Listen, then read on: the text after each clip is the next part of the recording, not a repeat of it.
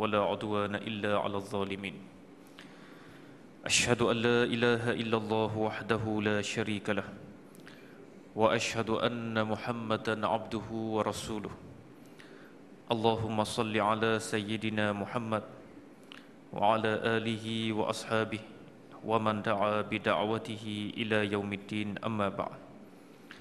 Terima kasih kepada Tuan Pengerusi Majlis, yang dihormati Tuan Imam serta seluruh kepimpinan surau, para hadirin hadirat yang dirahmati Allah sekalian. Marilah sama-sama kita memohon bimbingan daripada Allah Subhanahu wa taala dengan memulakan majlis ini dengan bacaan Al-Fatihah. Bismillah.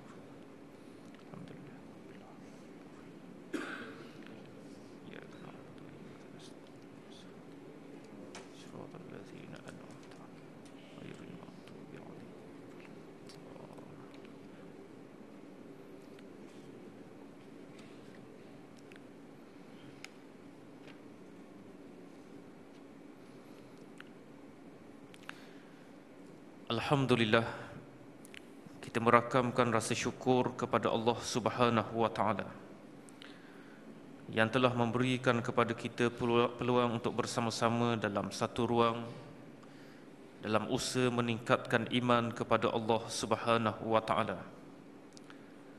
Insya-Allah pada pagi yang penuh damai ini, saya berhasrat untuk mengajak hadirin dan hadirat sekalian menekuni beberapa nasihat yang berupa hikmah daripada seorang ulama tasawuf yang terkenal, iaitu Al-Imam Ibnu Athaillah As-Sakandari. Saya memetik beberapa hikmah daripada pesanan beliau melalui kitab terkenalnya yang dinamakan sebagai Al-Hikam Ibnu Athaillah As-Sakandari. Berkata rahimahullah, لا ترفعن إلى غيره حاجة هو موردها عليك فكيف يرفع غيره ما كان هو له واضعا من لا يستطيع أن يرفع حاجة عن نفسه فكيف يستطيع أن يكون لها عن غيره رافعا. Jangan sekali-kali kamu mengadu atau meminta sesuatu hajat kepada yang lain selain Allah, sebab dia sendiri yang memberi atau menurunkan hajat itu kepadamu. Maka bagaimanakah sesuatu yang lain selain Allah akan dapat menyingkirkan bencana yang dia sendiri menimpakan orang yang tidak mampu mengangkat hajat daripada dirinya sendiri?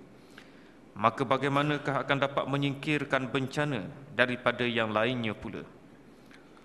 Tuan-tuan sekalian, ini adalah di antara petikan kata-kata hikmah yang terkenal daripada kitab Hikam, sebuah kitab yang cukup masyhur di kalangan orang-orang Melayu, khususnya dalam disiplin ilmu tasawuf.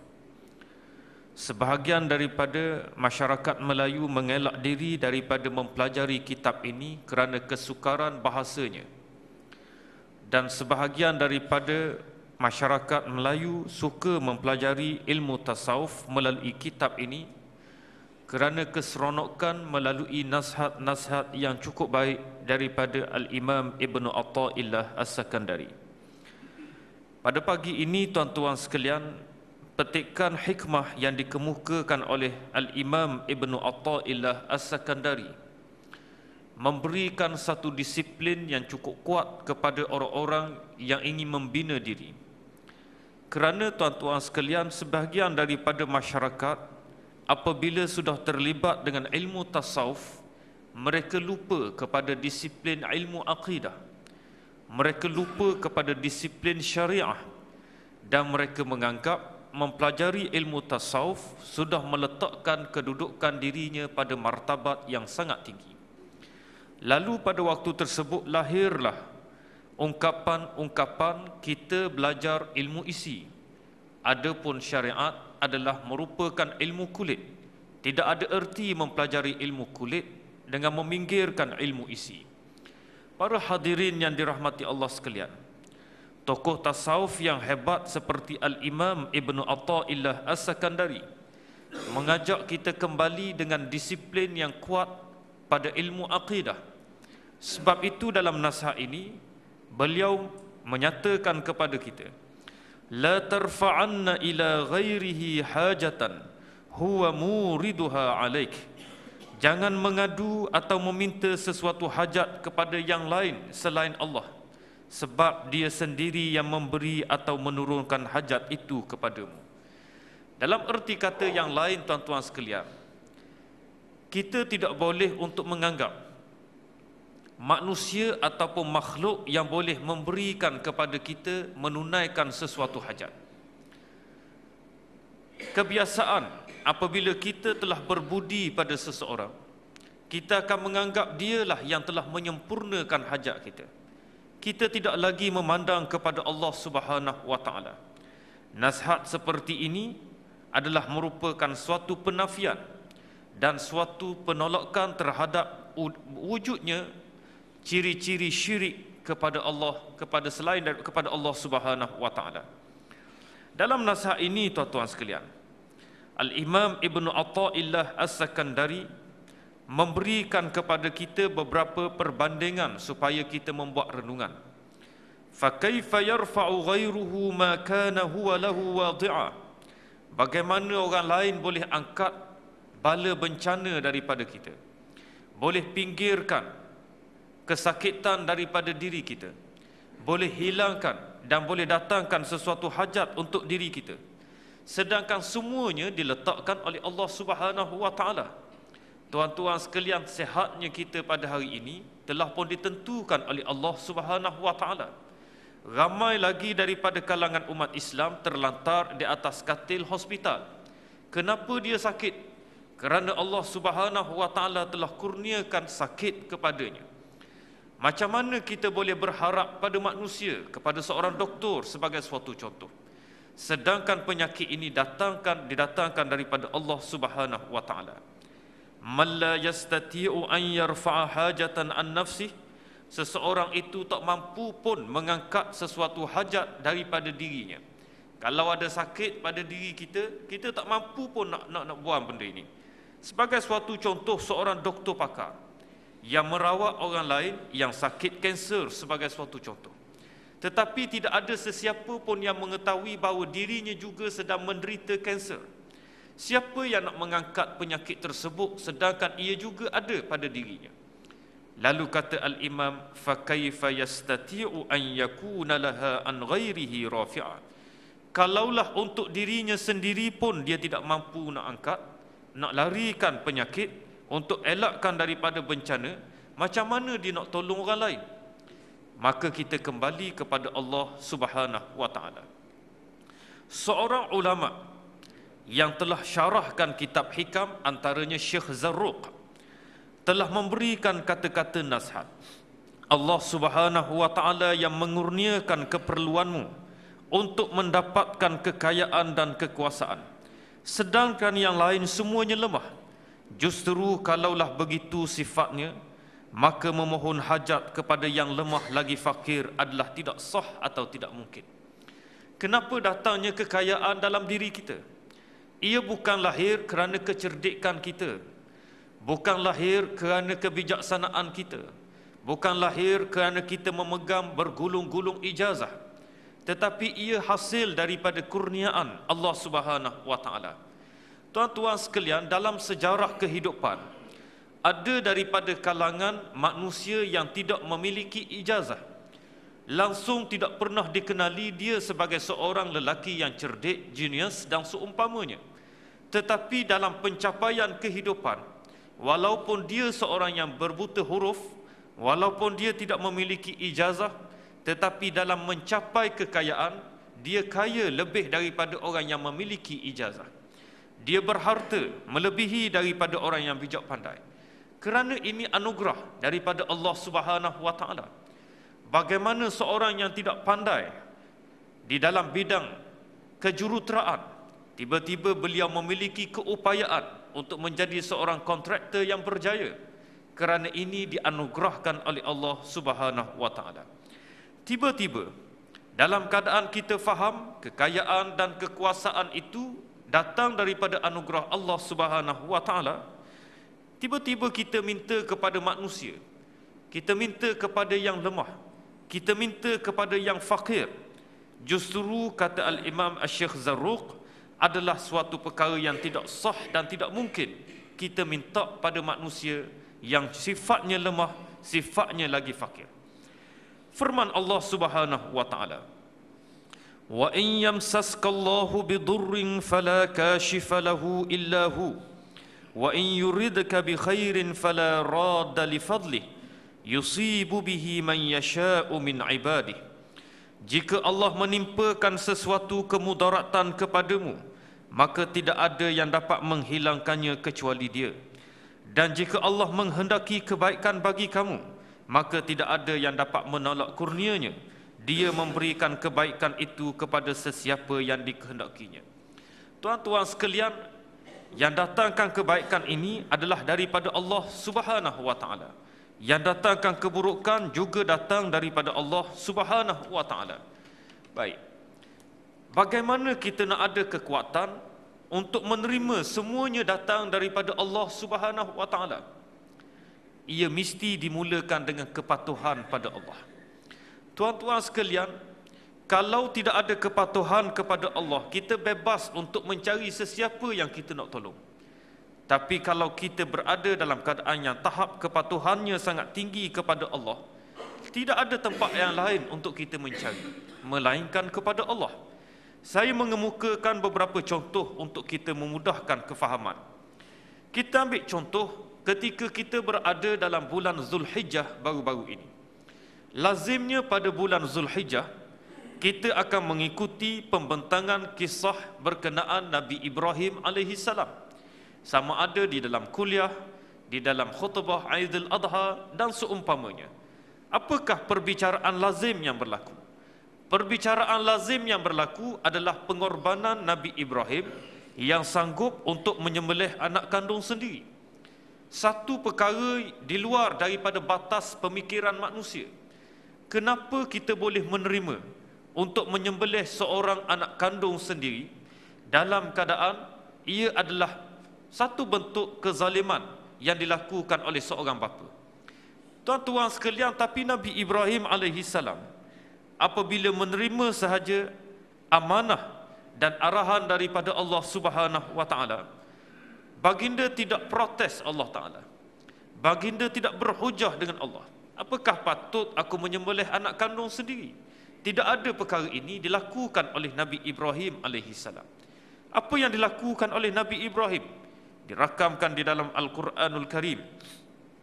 Falamma balagha ma'ahu Sa'd qala ya bunayya inni ara fil manami anni azbahuk fanzur madza tara qala ya abati if'al ma tu'mar satajiduni insyaallahu minas sabirin. Apabila umur Ismail alaihi salam telah sampai pada peringkat mampu berdikari, maka berkatalah Nabi Ibrahim, wahai anak kesayanganku, aku menyaksikan di dalam mimpi mendapat perintah menyembelih kamu. Sila kemukakan pandangan kamu. Nabi Ibrahim tidak berhujah dengan Allah. Dia tidak mempertikaikan, ya Allah, mengapa perlu untuk aku menyembelih anak kandungku sendiri? Mengapa kamu mengeluarkan arahan yang luar biasa ini? Tidak ada istilah tersebut diguna pakai oleh Nabi Ibrahim. Tahap kepatuhannya sangat tinggi. Terus berunding bersama dengan anak-anak. Wahai anak kesayanganku, aku menyaksikan di dalam mimpi perintah untuk menyembelih kamu. Fanzur maza tara. Kemukakan pandangan kamu. Walaupun demikian, tuan-tuan sekalian, tekad Nabi Ibrahim, sama ada setuju ataupun tidak, dia perlu melaksanakan perintah daripada Allah. Kerana keyakinan yang paling tinggi adalah beliau milik kepada Allah Subhanahu wa taala. Yang menariknya pandangan daripada Nabi Ismail. Ya abati fa'al ma tu'mar. Wahai bapa kesayanganku, laksanakanlah apa yang diperintah. Insya-Allah kamu akan dapati aku daripada kalangan orang-orang yang bersabar. Tuan-tuan sekalian, ini tahap kepatuhan Nabi Ibrahim dan Nabi Ismail. Walaupun perkara ini tidak masuk akal, Tapi Nabi Ibrahim yakin Allah tidak akan melakukan kezaliman. Allah Subhanahu wa taala tidak akan membuat sesuatu perkara di luar daripada batasan pemikiran manusia. Datang sahaja arahan, maknanya ia layak dilakukan oleh manusia. Tidak ada protes, terus dibuat sehingga peringkat terakhir untuk melalukan pisau untuk menghiris leher Nabi Ismail alaihi salam. Tuan-tuan sekalian, dalam kisah yang menarik ini, sehingga Allah Subhanahu wa taala menukar Nabi Ismail alaihi salam dengan seekor kibash untuk menyempurnakan sembelihan dan janji Nabi Ibrahim, kita dapat melihat itu bertaraf Nabi dapat ujian keimanan sampai ke peringkat untuk menyembelih anak kandung sendiri. Apakah kita pada hari ini yang tidak bergelar Nabi, yang tidak bergelar Rasul, yang tidak bergelar daripada orang-orang yang hampir dengan Nabi, hampir dengan Rasul, tiba-tiba kita rasa seronok dalam keadaan kita tidak diuji oleh Allah Subhanahu wa taala. Ahasiban nasu an yutraku an yaqulu amanna wa hum la yuftanun. Apakah patut manusia menyangka mereka boleh berkata amanna, ya Allah, kami ini adalah dari kalangan orang-orang yang beriman, sedangkan mereka langsung tidak diuji. Tuan-tuan sekalian, kalaulah Nabi diuji sampai ke tahap tersebut, maka demikianlah ujian yang bakal dilalui oleh kita. Ya, kita tidak akan diuji dengan menyembelih anak, tetapi kita akan diuji dengan pelbagai lagi ujian-ujian yang luar biasa. Sekadar suatu contoh, tuan-tuan, sebilangan daripada kalangan kita berkunjung ke masjid pada setiap hari. Pada setiap waktu kita mengunjungi masjid berjamaah. Tetapi datang ujian daripada Allah bukan melalui batang tubuh kita. Datang ujian daripada Allah, tiba-tiba ujiannya menimpa kepada anak kandung kita sendiri. Yang lebih haru, tuan-tuan sekalian, ujian tersebut cukup memalukan kita.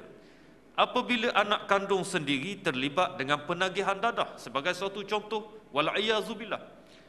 Datang ujian ini, lalu jiran tetangga, kaum masyarakat yang menyaksikan kita berulang alik ke masjid, menyaksikan anak kita sudah menjadi seorang penagih dadah, lalu mereka menyatakan ayah lebay, datang ke masjid, datang ke surau setiap hari, tetapi anak sendiri tak mampu nak jaga sehingga menjadi seorang penagih dadah.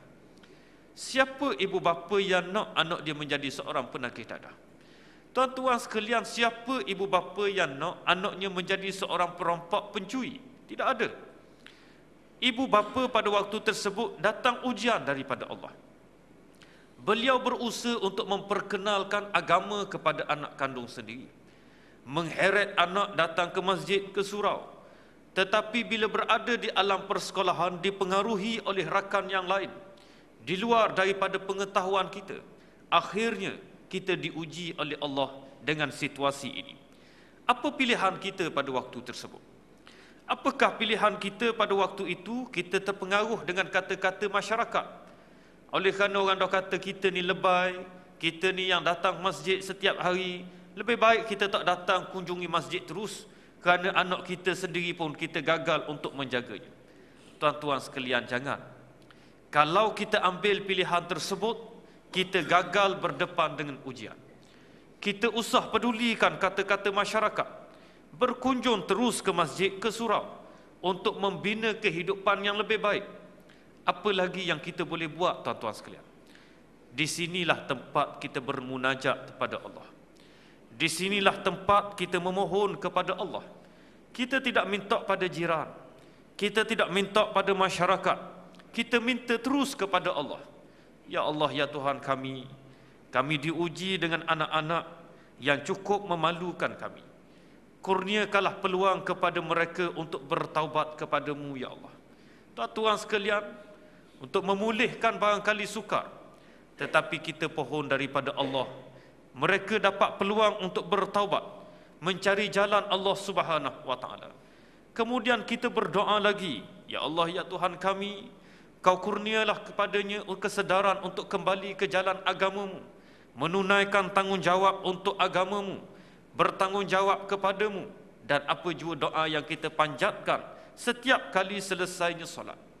Paling tidak tuan-tuan sekalian, walaupun anak kita dibenci oleh masyarakat, walaupun masyarakat pulaukan anak kita, walaupun kalau beliau meninggal dunia tidak ada yang hadir untuk menunaikan solat jenazahnya, tetapi tuan-tuan sekalian, dengan rendah diri memperakui kesilapan yang ada pada dirinya, boleh jadi dia telah kembali bertaubat kepada Allah.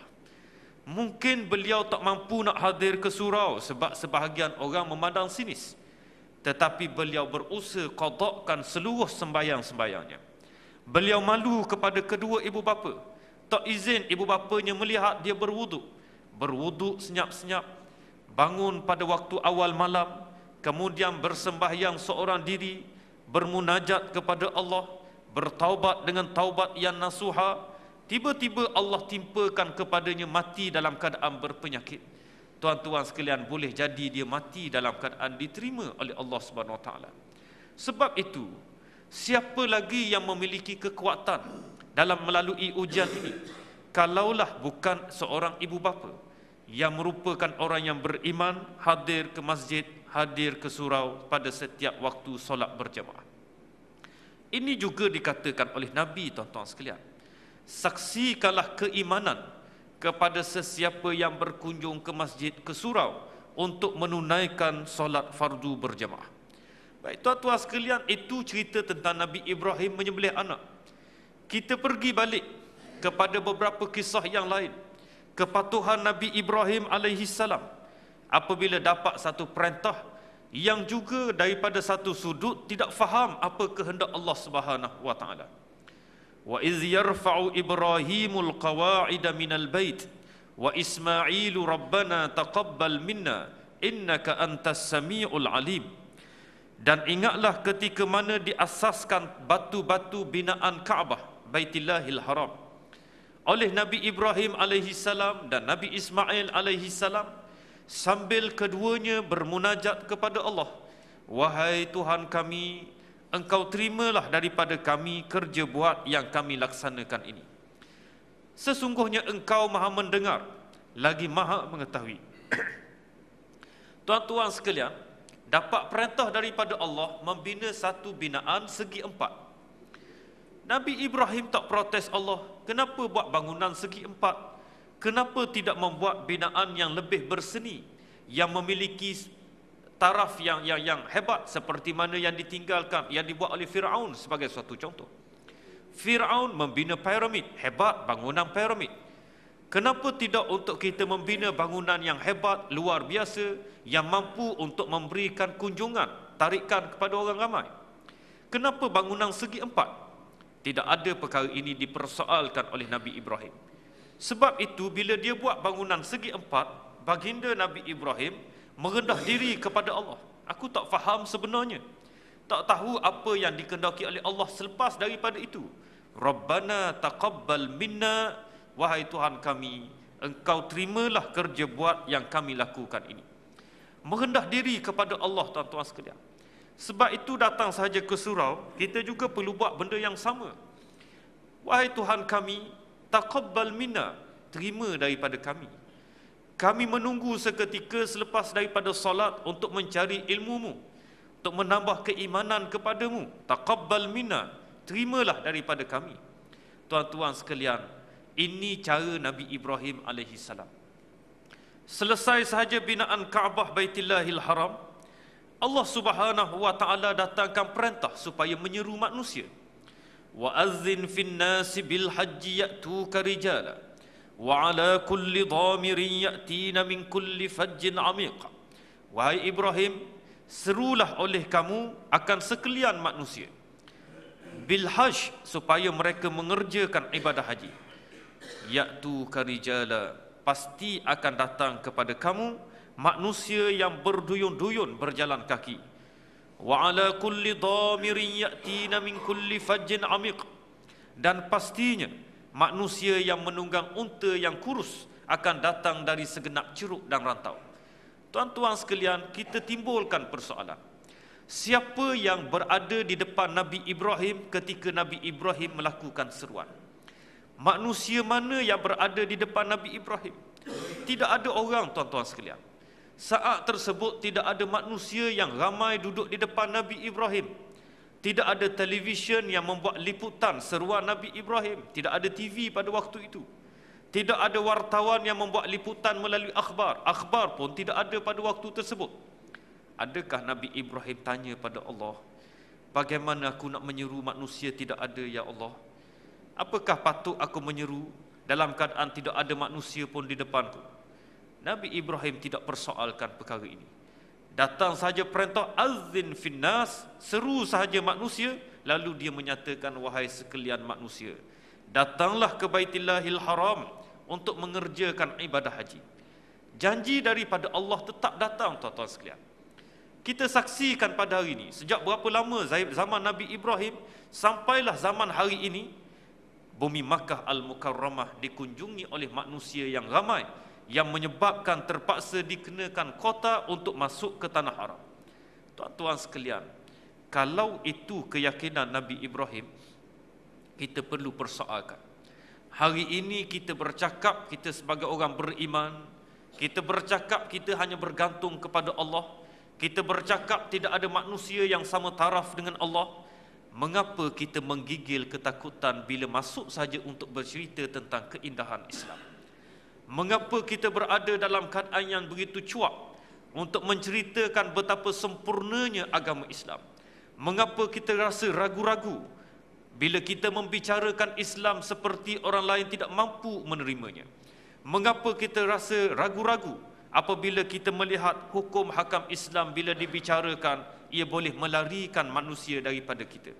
Para hadirin sekalian, kalaulah laras bahasa yang digunakan menggerunkan orang lain, mengapa tidak untuk kita berada dalam satu tempat, berbicara dan berbincang sehingga menimbulkan skrip dan laras bahasa yang cukup indah bagi memberikan maklumat kepada masyarakat yang lain supaya jinak kepada agama, hampirkan diri kepada agama.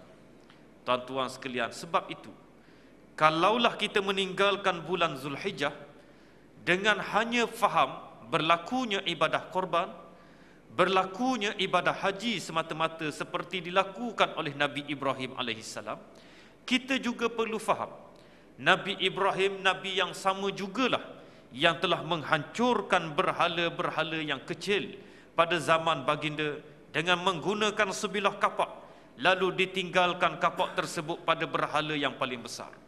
Soalnya, tuan-tuan sekalian, kenapa Nabi Ibrahim laksanakan perkara ini? Kerana Nabi Ibrahim ingin mencari ruang berhujah untuk bersemuka bagi memastikan syirik dihapuskan dan menegakkan ketauhidan kepada seluruh manusia. Lalu beliau dengan anggapan esok barangkali akan ditangkap. Semua berhala kecil sudah dihancurkan, tinggal satu berhala yang paling besar. Keesokannya ditangkap dan dibicarakan. Pada waktu tersebut ditanya kepada Nabi Ibrahim, tidak ada orang lain yang buat melainkan kamu. Tidak ada orang lain yang sanggup melakukan perkara ini pada Tuhan-Tuhan kami. Nabi Ibrahim alaihissalam terus berhujah, mengapa kamu tidak bertanya kepada berhala yang paling besar? Dilihat kapak bergantung kepada lehernya, barangkali dia yang telah melakukan semua perkara ini. Tanyalah dia. Dilakukan pada waktu tersebut hujahan oleh Nabi Ibrahim. Dijawab pada Nabi Ibrahim, mana mungkin kami nak tanya berhala tersebut? Ia tidak mampu bercakap, dia tidak mampu mendengar, ia hanya satu patung. Bidasan dibuat oleh Nabi Ibrahim, kalaulah kamu tahu perkara ini, mengapa kamu mengambil ia menjadi satu Tuhan yang disembah, sedangkan untuk mendengar pun dia tidak boleh, apatah lagi untuk berkata-kata? Patutkah kamu angkatnya sebagai Tuhan yang disembah? Carilah Tuhan yang layak disembah dengan ungkapan yang dibawa oleh para nabi-nabi yang lain, u'budullah, abdikanlah diri kamu kepada Allah Subhanahu wa taala. Kesannya, tuan-tuan sekalian, berbalas hujah tidak mungkin, akhirnya berdepan dengan seksaan, berdepan dengan hukuman keras, dibakar hidup-hidup. Nabi Ibrahim dibakar. Tetapi yang paling menarik, tuan-tuan sekalian, di sini pergantungan diri kepada Allah. Yakin bahawa Allah Subhanahu wa taala akan membantunya dalam keadaan diletakkan di dalam kayu-kayu api yang begitu banyak, dibakar hidup-hidup, Allah Subhanahu wa taala mengeluarkan ya narakuni bardan wa salama. Wahai api, engkau jadilah sejuk dan selamat untuk Ibrahim. Lebih menarik tuan-tuan sekalian, dalam kisah ini ada seekor burung yang telah bertugas, yang mengambil peranan menggunakan paruhnya, mengambil air daripada sumber, kemudian dititiskan ke dalam api yang marak menyala. Apalah yang boleh digunakan dengan titisan air daripada paruh burung tersebut, tuan-tuan sekalian? Adakah ia mampu memadamkan api? Satu gelas yang lebih besar daripada paruh burung pun belum mampu untuk memadamkan api. Mana mungkin dengan satu paruh untuk memadamkan api? Tetapi burung ini memiliki kefahaman. Dialah yang telah menjelaskan bahawa aku tidak sanggup berdepan dengan Allah dalam keadaan menyaksikan Nabi Ibrahim dibakar, utusan Allah dibakar, Rasulullah dibakar. Dalam masa yang sama aku hanya melihat dan menyaksikan. Sekurang-kurangnya apa yang aku lakukan ini menjadi saksi bahawa aku mempertahankan dan menjaga Nabi Ibrahim AS.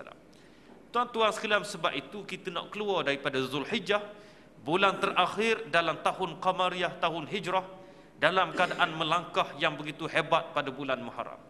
Faham bagaimana patuhnya Nabi Ibrahim, faham bagaimana hebatnya pengorbanan Nabi Ibrahim, faham bagaimana usaha dakwah yang dilakukan oleh Nabi Ibrahim alaihissalam. Kata Nabi SAW, balik perbincangan kita tuan-tuan sekalian, tak boleh berhajat pada manusia. Tak boleh berhajat dalam erti kata yang lain, tak boleh bergantung hanya pada manusia.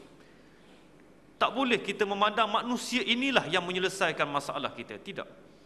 Maka kata Nabi SAW, wa'alam annal ummah law ijtama'at ala an yanfa'uka bi syai'in lam yanfa'uka illa bi syai'in qad katabahu Allahu lak wa in ijtama'u ala an yadurruka bi syai'in lam yadurruka illa bi syai'in qad katabahu Allahu 'alaik rufi'atil aqlam wa jaffatis suhuf.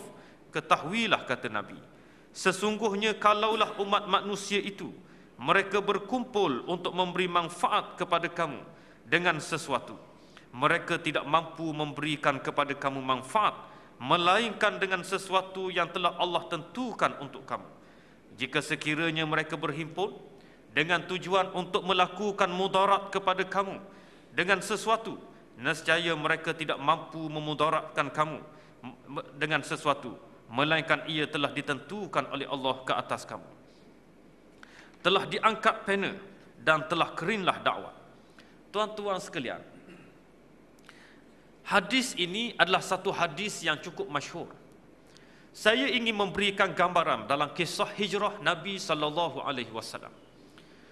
Kisah Nabi sebelum daripada hijrah, Nabi Muhammad SAW dikepung oleh para pemuda tahan lasak, para pemuda Samsing yang telah mengepung seluruh rumah Nabi untuk melakukan pembunuhan. Tuan-tuan sekalian, saya memberikan gambaran seperti ini sehingga timbul satu persoalan. Mengapa Nabi pergi juga hijrah? Kenapa tidak lakukan satu pertembungan dengan seluruh pemuda-pemuda yang mengepung rumah Nabi pada waktu tersebut? Barulah nampak heronya Nabi, barulah nampak hebatnya Nabi, barulah nampak keberanian Nabi SAW. Kenapa Nabi melarikan diri? Kenapa dilihat seperti Nabi seorang yang takut berdepan dengan ancaman musuh? Tuan-tuan sekalian, jawabnya bukan Nabi pengecut. Jawabnya bukan Nabi takut. Tetapi Nabi adalah seorang yang sangat berani. Berani untuk merempuh cabaran hidup ketika berada di Madinah.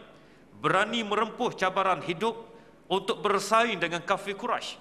Berani merempuh cabaran hidup untuk membawa mesej agama Islam. Apa bukti Nabi berani? Tuan-tuan sekalian, sekelompok manusia ini kepung rumah Nabi untuk ijtama'at ala an yadurruk, untuk mereka ini melakukan mudarat pada kamu. Mereka nak bunuh kamu, mereka ini ingin menikam kamu, menetak kamu dengan berpakat dengan seluruh wakil-wakil daripada setiap kabilah. Supaya bila kamu meninggal dunia, tidak ada wakil daripada kaum kamu mampu untuk membalas dendam. Tuan-tuan sekalian, Nabi SAW keluar daripada rumah dalam keadaan tidak mampu dilihat oleh mereka semua. mereka juga ditidurkan oleh Allah. Dalam keadaan Nabi disebut membaca ayat daripada surah Yasin. وَجَعَلْنَا مِنْ بَيْنِ أَيْدِيهِمْ سَدًّا وَمِنْ خَلْفِهِمْ سَدًّا فَأَغْشَيْنَاهُمْ فَهُمْ لَا يُبْصِرُونَ. Dan kami jadikan di depan mereka itu halangan, belakang mereka itu halangan. فَأَغْشَيْنَاهُمْ, lalu kami tutup pandangan-pandangan mereka. وَهُمْ لَا يُبْصِرُونَ, mereka tak boleh melihat. Lalu Nabi pun keluar dalam keadaan yang selamat. Tuan-tuan sekalian, menarik bila Nabi keluar saja daripada rumah ini, mereka pula ditidurkan oleh Allah.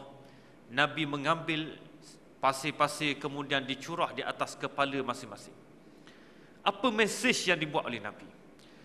Pasir yang memenuhi kepala pemuka-pemuka Quraisy, anak-anak muda ini, tuan-tuan sekalian, bila mereka terkejut saja daripada tidur, terus meraba di kepala penuh dengan pasir. Nabi Muhammad melakukan serangan psikologi yang cukup dahsyat. Bila dipenuhi pasir di atas kepalanya, orang Samsing, tuan-tuan sekalian, terus dicampak perasaan takut dan kecut kepada Nabi. Kerana beliau terus berfikir pada waktu tersebut, tidak ada siapa yang buat dengan meletakkan pasir di atas kepala kita semua ini, melainkan Muhammad. Kalaulah Muhammad boleh letak pasir di atas kepala kita, Muhammad juga mampu menikam kita, Muhammad juga mampu menyembelih kita, Muhammad juga mampu membunuh kita. Tetapi Muhammad tidak buat semua perkara ini, hanya diletakkan pasir. Tuan-tuan sekalian, maknanya Nabi bukan pengecut. Nabi Muhammad letak pasir kepada seluruh kepala-kepala ini, menimbulkan rasa gerun. Kalaulah diperintahkan untuk memburu Nabi, mereka memburu dalam keadaan gerun. Mereka memburu dalam keadaan seorang yang pengecut. Mereka akan berfikir pada waktu tersebut, kali pertama Muhammad telah lepaskan kita, hanya menyampaikan mesej dengan meletakkan pasir di atas kepala. Kalaulah kali kedua kita memburu Muhammad, boleh jadi Muhammad tidak akan melepaskan kita, dan Muhammad telah memiliki satu kemampuan luar biasa untuk membunuh kita semua. Rasa kecut, rasa was-was, datang perasaan yang gundah untuk mencari Nabi SAW. Sebab ia datang daripada kata Nabi ini, tuan-tuan sekalian. Kalau semua orang berpakat untuk memberi manfaat, tak boleh memberi manfaat, melainkan janji daripada Allah. Kalau semua berpakat untuk memudaratkan kita, tidak ada siapa yang boleh memudaratkan kita, melainkan ia telah ditentukan oleh Allah Subhanahu wa taala. Justru tuan-tuan sekalian, kita nak balik mencari kepada siapa? Maka berkata para alim ulama, carilah Allah. Seperti mana kamu ungkapkan tiap-tiap kali kamu bersembahyang melalui bacaan Al-Fatihah. Iyyaka na'budu wa iyyaka nasta'in. Hanya Engkau ya Allah kami sembah, hanya Engkau ya Allah kami pohon pertolongan. Ini terjemahan kita, tuan-tuan sekalian. Iyyaka na'bud, hanya Engkau yang kami sembah. Bila kita terjemah sembah, kita hanya nampak hanya Engkau yang kami solatkan. Sembah ni biasanya kita merujuk pada sembahyang, lalu kita lupa pada benda lain. Na'bud ini kita mengabdikan diri pada Allah. Terjemahan yang lebih menyeluruh, na'bud, hanya Engkau kami mengabdikan diri. Ya Allah, solat, kami solat kepada kamu, kami abdikan diri kepada kamu. Kemudian menunaikan haji, kami abdikan diri kepadamu. Kami beribadah korban, kami mengabdikan diri kepadamu. Kami menghayati seluruh aspek keislaman, ubudiyah, ketundukan kami kepada kamu. Contoh, tuan-tuan sekalian, ramai orang boleh sembahyang, ramai orang boleh beribadah haji, ramai orang boleh untuk menunaikan ibadah umrah, tetapi tidak ramai, tuan-tuan sekalian, orang yang boleh menghayati cara hidup berjiran yang betul. Tidak ramai orang yang boleh untuk menghayati adab-adab untuk kita bercakap dengan akhlak yang baik. Hidup berjiran, tetapi kita berjirang, bertelengkoh antara satu sama lain, bermasam muka antara satu sama lain. Kita tak boleh nak selesaikan perkara ini kerana kita nampak Islam, sembahyang, puasa, zakat dan haji dan seumpamanya. Iyyaka na'bud wa iyyaka nasta'in. Ramai orang minta tolong dengan Allah sebab nak dapat tambah rezeki. Ramai orang minta dengan Allah, ya Allah ya Tuhanku, kurniakan kepadaku keluarga yang aman, damai. Tapi tuan-tuan sekalian, cuba kita tanya balik, sejauh mana kita berdoa kepada Allah pada saban hari yang kita lalui. Kemarin tuan-tuan sekalian, semalam kita lalui, bermula daripada waktu subuh seperti hari ini, sampailah tibanya kita tidur, kita bangkit balik pada pagi ini. Berapa banyak doa yang telah kita pohon dengan Allah Subhanahu wa taala. Berkata pujangga Arab, la tas'alanna bunayya Adam hajah wasalil ladzi abwabuhu la tuhjabu fallahu yaghdabu in tarakta su'alah wa bunayyu Adam hina yus'alu yaghdabu. Jangan sekali-kali kamu minta kepada anak Adam sesuatu hajat. Mintalah kepada Tuhan di mana pintu-pintunya tidak terhijab dari hajat. Allah murka jika kamu meninggalkan meminta kepadanya. Anak Adam ketika dia minta, dia akan murka kerana dipinta daripadanya. Tuan-tuan sekalian, minta dengan anak Adam, maka dia akan murka, dia marah. Minta dengan Allah, Allah tak marah. Oleh kerana itu kita tanya balik, apa yang kita minta dengan Allah? Tuan-tuan sekalian, barangkali kita perlu merubah sedikit permintaan kita. Untuk hadir ke surau ini, mengapa tidak untuk kita pohon daripada Allah dengan bersungguh-sungguh. Ya Allah, ya Tuhanku, aku telah hidup 40 tahun. Jangka masa yang cukup lama. Aku juga telah mengenali sembahyang begitu lama. Tetapi belum dinikmatkan dengan kepadaku untuk mencapai nikmat khusyuk dalam sembahyang. Kurniakanlah khusyuk kepadaku untuk solat. Tuan-tuan sekalian, adakah doa ini pernah dipanjatkan daripada kita pohon kepada Allah? Solat, semua orang boleh solat. Tetapi bagaimana solat kita itu dapat kurniaan khusyuk daripada Allah. Bermula daripada takbiratul ihram, Allahu Akbar, ikatan diri kita terus direct kepada Allah.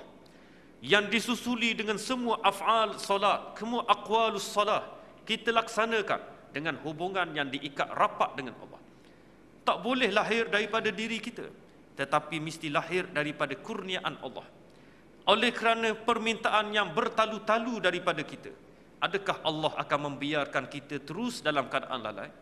Adakah Allah tak akan izin kepada kita untuk capai nikmat khusyuk ketika mana kita menunaikan solat? Hadirin yang dirahmati oleh Allah sekalian, ini adalah di antara bentuk yang boleh kita minta. Kita juga boleh minta perkara yang lain untuk kepentingan diri kita, supaya kita sentiasa mengingati taubat kepada Allah. Kita bimbang, tuan-tuan sekalian, ajal maut datang berkunjung tiba dalam keadaan yang kita tidak ketahui bilakah masanya. Kita cukup bimbang kalau kita meninggal dunia dalam keadaan kita sempat bertaubah, dalam keadaan kita tidak sempat untuk memohon keampunan daripada Allah. Meninggal sahaja kita sudah menutup buku amalan-amalan kebaikan. Yang perlu untuk kita lakukan adalah persiapan bertemu dengan Allah. Tuan-tuan sekalian, pohonlah doa minta dengan Allah untuk Allah merancakkan kepada kita amal kebaikan yang baik, menutup perkara yang tidak baik dalam diri kita, seterusnya memilih kita mendapat rahmat daripadanya pada hari akhirat. Nabi SAW mengemukakan pesanan kepada Abdullah bin Abbas radhiyallahu anhuma. Kata baginda, "Idza sa'alta fas'alillah wa idza ista'anta fasta'in billah." Apabila kamu minta, maka mintalah kepada Allah. Apabila kamu memohon pertolongan, maka pohonlah pertolongan daripada Allah Subhanahu wa taala.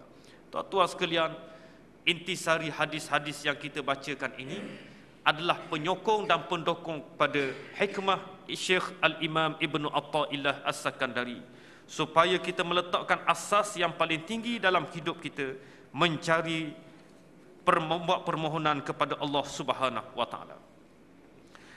Sebahagian ulama sufi menyatakan, istighatsatul makhluq bil makhluq kastighatsatil masjun bil masjun.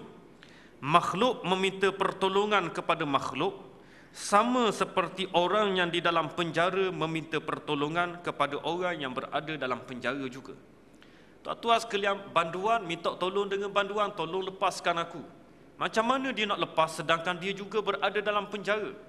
Maka pada waktu yang sama kita minta tolong dengan makhluk. Macam mana makhluk nak tolong kita dalam keadaan dia sendiri juga berada dalam keadaan terpenjara? Carilah Allah, minta pertolongan dengan Allah. Dan minta pertolongan ini tuan-tuan sekalian, bukan dalam erti kata kita tak boleh minta tolong manusia yang lain. Umpamanya kita tak boleh minta tolong orang tolong angkat beg kita. Kita minta tolong orang lain menolak kereta kita yang tersangkut. Kita minta tolong orang lain untuk bagi jumper untuk kereta kita yang tidak hidup. Tuan-tuan sekalian, bukan dalam erti kata demikian. Meminta pertolongan daripada manusia yang diminta oleh Syekh Al-Imam Ibn Atha'illah ini, kita meletakkan hanya dia yang mampu membantu kita. Kalaulah tidak ada bantuan daripada pihak ini, maka kita tak boleh hidup. Kalaulah tidak ada bantuan daripada pihak pemerintah, kita tidak mampu maju. Kalaulah tidak ada itu, tidak ada ini, semua sekali kita pulang pada makhluk. Sedangkan Allah bagi peluang melalui pemerintah. Allah bagi peluang melalui orang kaya. Allah bagi peluang melalui orang yang berharta. Allah bagi peluang kepada orang yang berkuasa. Oleh kerana itu, ikatan orang yang berkuasa, orang yang kaya, orang berharta ini, dia mesti pulangkan balik kepada Allah, kepada jalannya. Jadi tuan-tuan sekalian, istighatsah, minta tolong makhluk dengan makhluk ini tak boleh dalam bentuk kita mendewakan dia. Tak boleh dalam bentuk hanya dia dan kita tak nampak ia sebenarnya datang daripada Allah. Jadi tuan-tuan sekalian, oleh kerana itu kita harap dengan sedikit hikmah yang dikemukakan oleh Al-Imam Ibn Atha'illah As-Sakandari mampu untuk memberikan didikan jiwa kepada kita, mengikhlaskan diri kepada Allah bagi memastikan kita mencapai keredaan daripada Allah. Dan sebagai akhir tuan-tuan sekalian, apa yang perlu kita buat sebagai umat akhir zaman untuk mencapai kejayaan? Saya memberikan 3 perkara penting untuk kita laksanakan.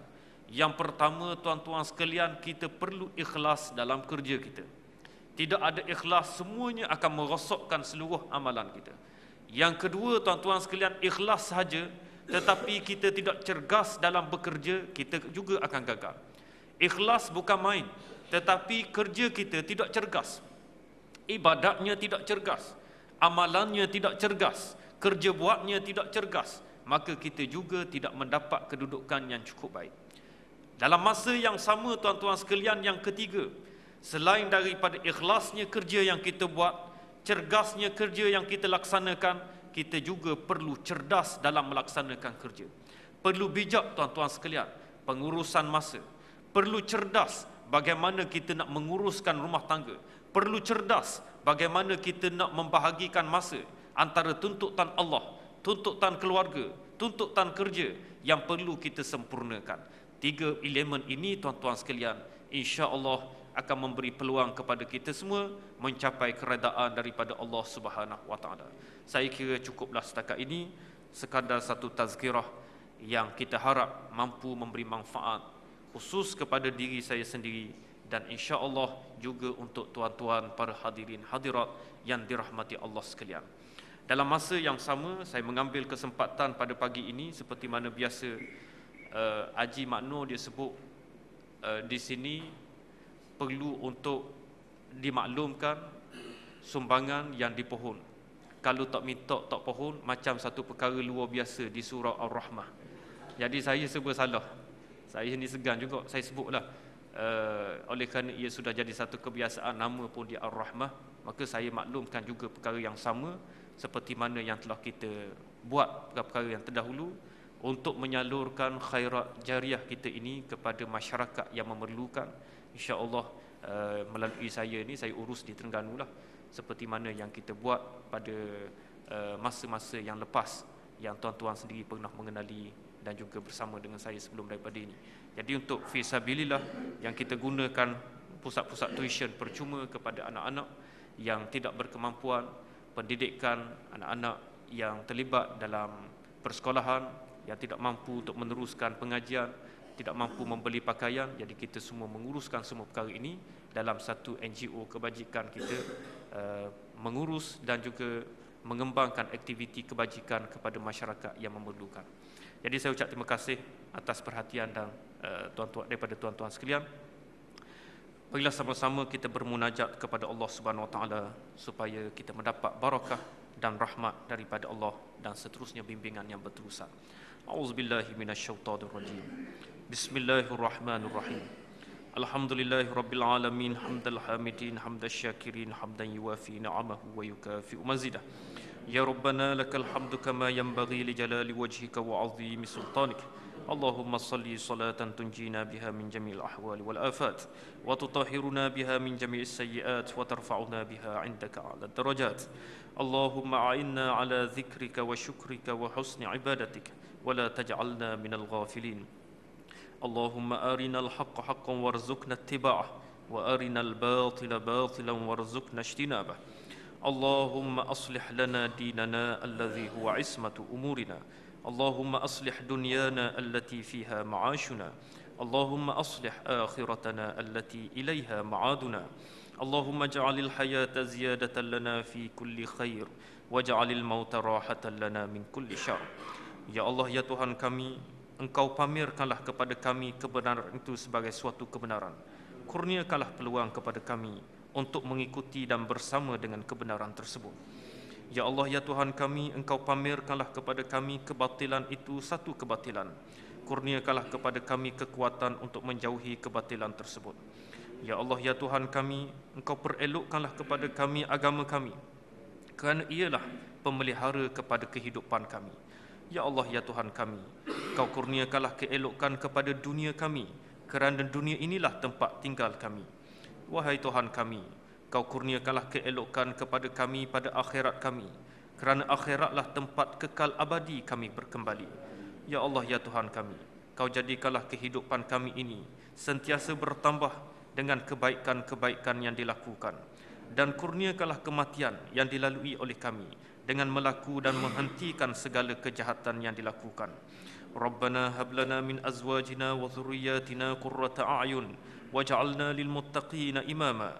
Rabbana atina fid dunya hasanah wa fil akhirati hasanah wa qina adzaban nar wa qina adzaban nar wa qina adzaban nar.